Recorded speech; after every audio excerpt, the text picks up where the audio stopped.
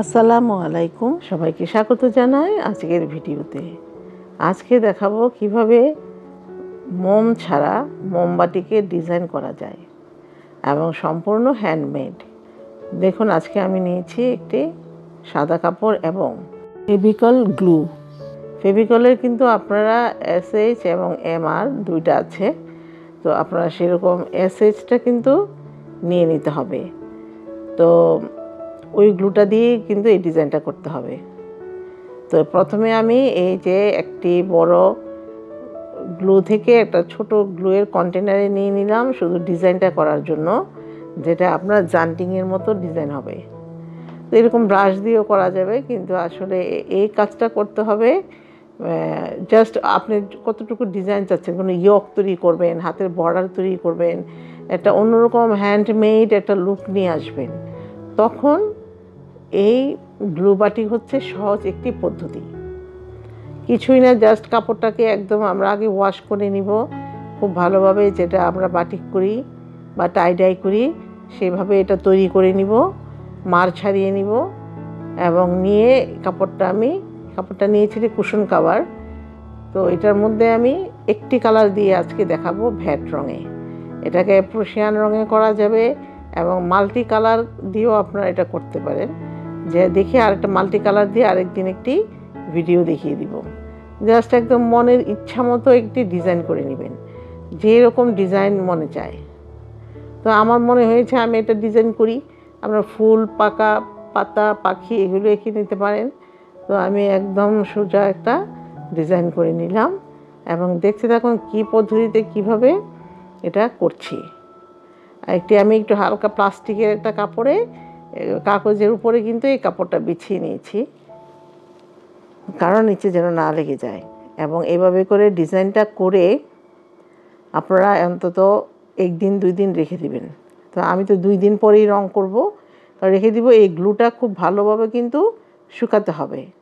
তো ভালোভাবে না শুকালে আবার ডিজাইনটা ভালো আসবে না, তো সেই জিনিসটা খেয়াল করতে হবে। তোমরা বাতাসে এটা রেখে দিব। 2 দিন পর আমরা রং করেছি। তো রঙে চলে যাই। বেগুনি ভ্যাট রং দিয়ে রং করব। এই যে আমি কিন্তু সবসময় আপনাদের বলি যে হাইড্রোজ কস্টিকের উপরে হুট করে পানি দিবেন না। প্রথমেই ফুটন্ত গরম পানিতে কস্টিক, তারপর হাইড্রোজ এবং রং দিয়ে মিশিয়ে সাথে পরিমাণ মতো ঠান্ডা পানি দিব। এভাবে রঙের তাপমাত্রা 60 ডিগ্রিতে নিয়ে আসব এবং কাপড়টি প্রথমে ঠান্ডা পানিতে ভিজিয়ে নিব। এভাবে সাথে সাথে ডুবিয়ে উঠিয়ে ফেলব, তা না হলে কিন্তু ডিজাইনটি নষ্ট হয়ে যাবে এবং রং করার পর ডিজাইনটি ভালো নাও আসতে পারে। কি চমৎকার একটি ডিজাইনটা কিন্তু আসলে অল্পক্ষণ ভিজিয়ে রাখার কারণে কিন্তু ডিজাইনটা নষ্ট হয়নি।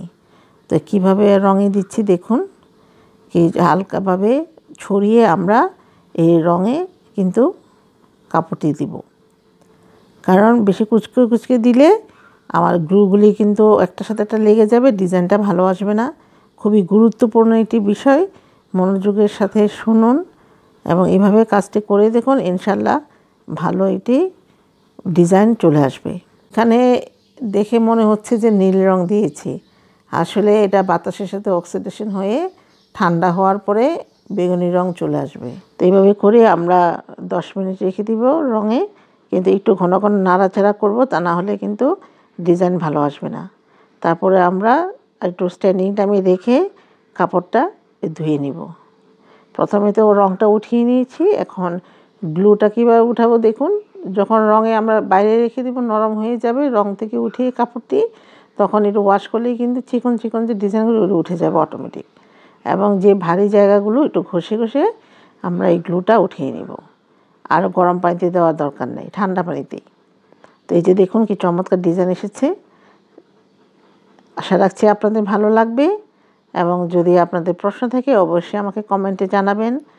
এবং আমার চ্যানেলটি যদি ভালো লাগে বা আমার ভিডিওটি যদি আপনাদের ভালো লাগে অবশ্যই সাবস্ক্রাইব করবেন, লাইক কমেন্টস দিয়ে সাথে থাকবেন এবং ফেসবুক পেজেও আমার এই ভিডিওটি আপলোড হবে। ধন্যবাদ সবাইকে। আসসালামু আলাইকুম।